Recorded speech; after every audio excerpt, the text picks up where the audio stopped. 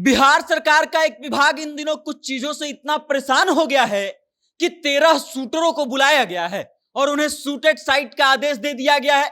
मतलब ये कि देखते ही मार देने का आदेश दिया गया है। और इस बात को आप इस तरीके से समझ लीजिए कि इस बात का आदेश मंत्रियों के बैठक में दिया गया है।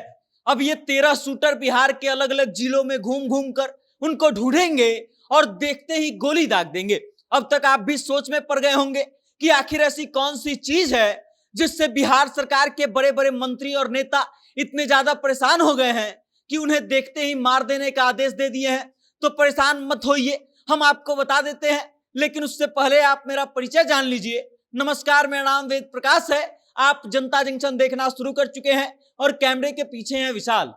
दरअसल बिहार सरकार के पर्यावरण एवं जलवायु परिवर्तन मंत्रालय के साथ साथ कृषि मंत्रालय के मंत्री और अधिकारी रोज रोज आने वाली तमाम शिकायतों से इतने ज्यादा परेशान हैं कि उन्होंने एक कठोर निर्णय ले लिया है और वो निर्णय है किसानों से संबंधित।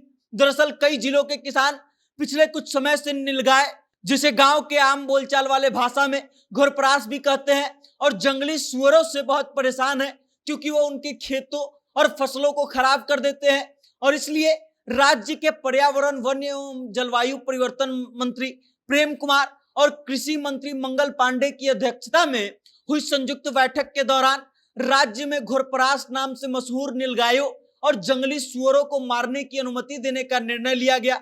बैठक में दोनों विभाग के वरिष्ठ अधिकारी भी शामिल हुए। मंत्री प्रेम कुमार के मंत्रालय के विभाग के 13 पेशेवर शूटरों के मदद से इन जंगली जानवरों को मारने का अनुमति देने का फैसला किया गया है। बिहार के करीब 30 जिले इन जानवरों के आतंक से बहुत प्रभावित हैं। एक अनुमान के मुताबिक इन जिलों में घुरपरास की कुल संख्या जो है वो करीब 3 लाख के आसपास है, जबकि जंगली सुअरों की संख्या लगभग 67,000 के आसपास है। प्रेम कुमार ने एक चैनल से बात करते हुए ये कहा कि ये दोनों जानवर झुंड में घूमते हैं और एक दिन में कई एकड़ फसलों को बर्बाद कर देते हैं। राज्य के कुछ जिलों में किसान अपनी तैयार फसलों को नीलगाय तथा जंगली सुअर से बचाने के लिए पूरी रात रखवाली करते हैं और उसके बाद इन जानवरों से न केवल फसलों को नुकसान होता है बल्कि नीलगाय सड़क हादसों की भी बड़ी वजह बनती है। आगे प्रेम कुमार बोले कि मानव और पशु संघर्ष, मतलब जब कभी ये जानवर इंसानों पर हमला कर देते हैं तो जान माल की भी क्षति होती है, और इसलिए इनकी बढ़ती संख्या और तबाही को देखते हुए ये निर्णय लिया गया है कि इनको देखते ही मार दिया जाएगा।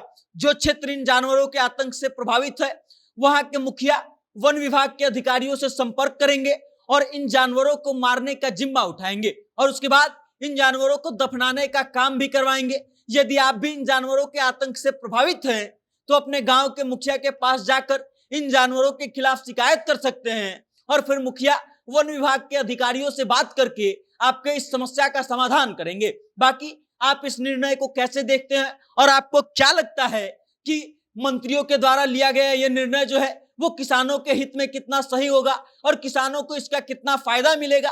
उसके अलावा आप अगर उस जिले से संबंध रखते हैं जो जहां पर इन जानवरों का आतंक बहुत ज्यादा है तो ये भी बताइए कि आप इनसे कितना ज्यादा परेशान हैं। बाकी इस खबर को लेकर, इस निर्णय को लेकर के आप क्या सोचते हैं, अपनी राय कमेंट के माध्यम से हम तक जरूर भेजिएगा और देखते रहिएगा जनता जंक्शन। बहुत बहुत धन्यवाद।